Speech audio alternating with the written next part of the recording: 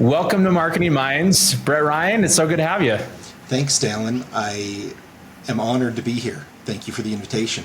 Yeah, of course. Well, hey, give us a quick introduction to who you are, what you do, your expertise. Sure. So I'm currently the owner and operator of BTR Consulting. It's just my own solo shop marketing practice. I serve as a fractional CMO and a fractional go-to-market strategist for a handful of companies. I mostly operate in the manufacturing, construction, materials space right now, but in my past I've also held corporate roles mostly in B2B software as a service, but also in some direct consumer products, mostly around electronics in the video game space. Amazing. Yeah. We were just talking about shortly ago how we have kind of that shared history, at least in Seattle. I grew up in Seattle. You worked in Seattle for a little bit.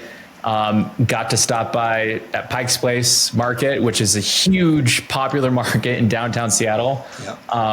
And so, yeah, I have a lot of affinity for that part of the world. And now you're based in Idaho. But tell us, break us down for us. What does it look like to be a fractional CMO?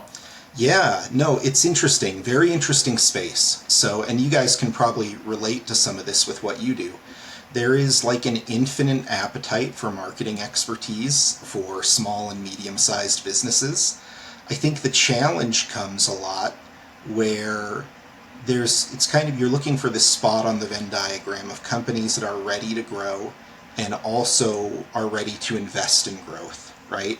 Those two circles don't always perfectly overlap because, as you know, committing to going from like a lifestyle business and executing a true growth marketing motion oftentimes requires an apportionment of resources that the companies that you work with in that space haven't necessarily made in the past, right? And so it's a lot of what can we get going, kind of scrappy and shoestring budget, right? Sometimes there's not necessarily VC money falling out of the sky to fuel your growth. So it's about what can we put together this quarter that sometimes needs to drive returns within the same quarter in order to justify its existence and continue on. And where I come from in B2B SaaS, the sales motions, the sales cycles are oftentimes much longer, right? I led marketing at a company called LabStats for years, and our sales cycle would sometimes take up to a full calendar year. Or, we'd sell a customer, they'd want to buy the product, but they wouldn't have the budget free up till literally months from when they were ready to purchase, right? And so it's a lot slower. And patience for that sales cycle is not for everyone. I'll say that. Man, that's amazing. So walk us through then, with the types of companies that you consult and work with.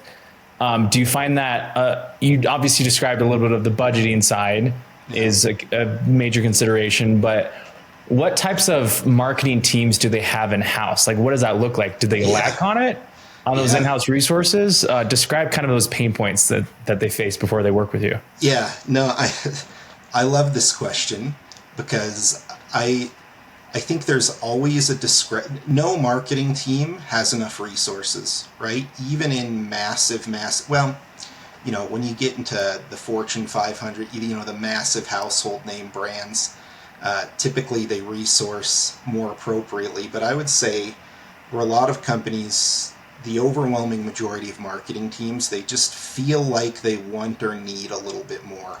And I don't think that's necessarily a strategic problem. I think it's kind of the problem of our discipline, where marketing is essentially a problem of limited resources being apportioned against unlimited opportunities, right? And so part of really excelling at the discipline and driving growth is determining what are the opportunities that we're going to pursue, what are the bets we're going to place, what are the investments we're going to make. And so for the kind of companies I'm working with right now, candidly, it's been an afterthought. The budgeting and resources to marketing. It's like, and where I find my sweet spot on the diagram, it's companies that know they need to make some kind of investment, know they need to be doing more than they are now, but they don't have the expertise to make that decision, and they need to bring in a trusted expert who's not just going to say, well, I'm a marketing expert and I need all this money and we got to do all these things. My commitment to my current clientele is, well, we're going to be a little bit more precise and surgical and do things very purposefully. And my commitment is we'll do them as low cost as possible until we find what's scalable and what can actually drive reliable ROI, right? Yeah. Yeah. I mean, that's amazing. And I would say on top of that too, what have you found as, like, we're talking 2025, what's working now that these types of companies need to invest in from a marketing side? Yeah. What should they double down on to make things work for them? Yeah. So I'll say, and the marketing experts, this is going to sound very obvious to you, as a marketing expert, but obviously being where your customer is so important, and that looks so different from company to company. One of the companies I work for right now, they dig trench lines for like commercial sewer and gas lines, right? You're not going to see me or our advertising in the same space as like you would like fast food or, an infinite number.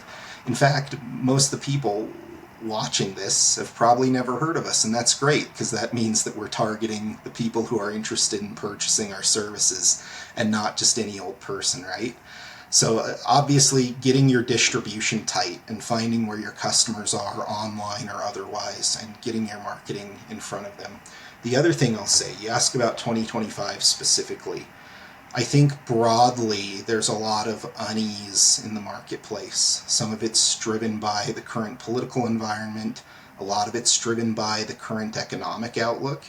And I think one of the big lessons that we learned from COVID is that if you're putting marketing messaging out there towards your customers, don't be tone deaf. Read the room, right? And so for us, a lot of what we've noticed is that if the subtext of our advertising acknowledges that uneasiness in the market, acknowledges that budgets are being pulled back or held up, and companies are a little more reticent to invest big dollars in a big CapEx product like ours, right? That performs better as far as click-through rates, digestion of information, etc., than just pushing forward with our typical messaging as if nothing's amiss, right? You have to be aware. You got to read the room, for lack of a better word. What's going on in the marketplace? What are people's fears? What are the things that would otherwise be crowding out your marketing messaging in their minds? And if you can acknowledge those things, acknowledge the element in the room, and then say something that's contextually appropriate, I think works a little bit better. Yeah. And it sounds like you're describing, like you did early on, is talk to them where they are online. Yeah. And the type of content that they prefer to, engage with, right? Be that video, written form, audio. Yeah. And then with that in mind, what's one other kind of final tip that could apply to these industries or maybe other industries who are like, yeah, we are strapped with our in-house marketing resources, but what can we do despite that to win and to do better? Yeah, I mean, find experts, right? Especially if you're experimenting with new marketing mediums. If you believe that there's a huge opportunity, for example, in video advertising, and you're not doing it, find an expert, right? Even if finding that expertise is just trying your best to imitate the best people you see doing that, find an expert, right? In my experience, running my own shop, I will very often leverage experts because I'm not a master at all marketing channels, right? I'm good at a few of them, but not all of them. And so whenever I need that expertise, I know that I'll save money, time, run to returns faster if I leverage the expertise of a master rather than trying to do something brand new from the ground up every time myself. Well, hey, amazing. Thank you so much for sharing this. Well, Brett, where can people learn more about what you're up to? And explore working with you. Reach out to me on LinkedIn. That's the easiest way to connect with me, just Brett Ryan. I do a lot of correspondence for my business on there. You can also find links to my website there, links to my podcast there. I host a podcast about brand partnerships, which is kind of an extension of a book I wrote last year on brand partnerships.